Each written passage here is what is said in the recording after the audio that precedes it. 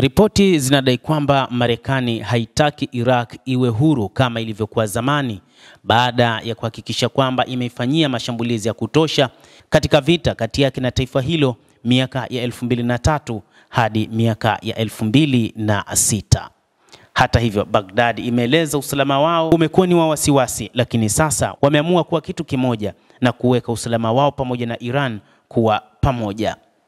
Katibu wa Baraza Kuu la Usalama wa Taifa la Iran amesema ni lazima tufanye juhudi za kuzuia njama zozote zinazofanywa na watu baki wenye nia mbaya ya kuyaletea madhara mataifa ya Iran pamoja na Iraq. Ali Larijani, katibu wa Baraza la Usalama la Iran, amesema hayo mbele ya waandishi wa habari akiwa pamoja na Qasim Al-Araj, mshauri wa usalama wa taifa wa Iraq aliyetembelea nchini humo.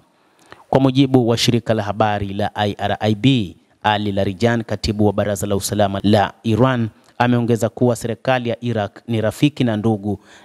ndugu wa karibu wa Iran. Ameongeza kwa kusema kwamba leo tumejadiliana masuala muhimu ya kiusalama na ya kuyapitia masuala tuliyoyazungumza kwa mara ya kwanza katika safari yangu ya hivi karibuni huko Baghdad, lakini masuala makuu tuliyoyazungumzia leo ni kuendeleza uhusiano wa kiuchumi kati ya mataifa hayo mawili kwa maana ya Iran na Iraq miongoni mwa mataifa katika Mashariki ya Kati, lakini pia katika Ghuba. Ikiwa tunataka uhusiano wa kiuchumi ubaki thabiti, lazima pia tuimarishe na kutanua uhusiano wetu katika masuala ya usalama.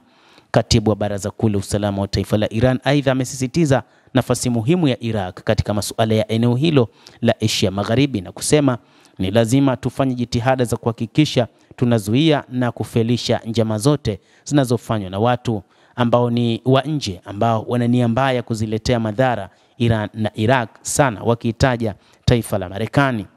Amesema Marekani haitaki nchi ya Iraq iwe huru, haitaki kuiona Iraq inakuwa nchi inayojitegemea na inataka iwe chini ya udhibiti wake kwa miaka mingi, jambo ambalo haliwezekani. Kwa upande wake, mshauri wa usalama wa taifa wa Iraq Qasim Al-Araj amejibu swali kuhusu mashambulizi ya utawala wa Israel dhidi ya Iran kwa kutumia anga ya Iraq na kusema, tuliushitaki utawala wa Israel katika Baraza la Usalama la Umoja wa Mataifa, na waziri mkuu wa nchi yetu alisisitiza katika kikao cha Jumuiya ya Nchi za Kiarabu na kwenye kikao na maafisa wa nchi nyingine kwamba hakuna mtu aliye na haki ya kutumia anga la Iraq kuishambulia Iran. Kadhalika, moja kati ya jambo muhimu ambalo lilifanywa katika siku za hivi karibuni ni pamoja na kutengeneza miundo msingi ya kuilinda anga ya Iran isishambuliwe kwa makombora ambayo yanatokea upande wa maadui hasa Israel, na hili wanalizungumzia kutokana na kile kilichotokea katika vita vya siku 12. Mtazamaji wa The World News, endelea kutufuatilia na usisahau kulike, usisahau kucomment, kadhalika na kusubscribe channel yetu hii ili uwe wa kwanza kupata habari hizi kwa mapana hapa The World News. Mimi ni Adam Hussein, endelea kuwa nasi wakati wote.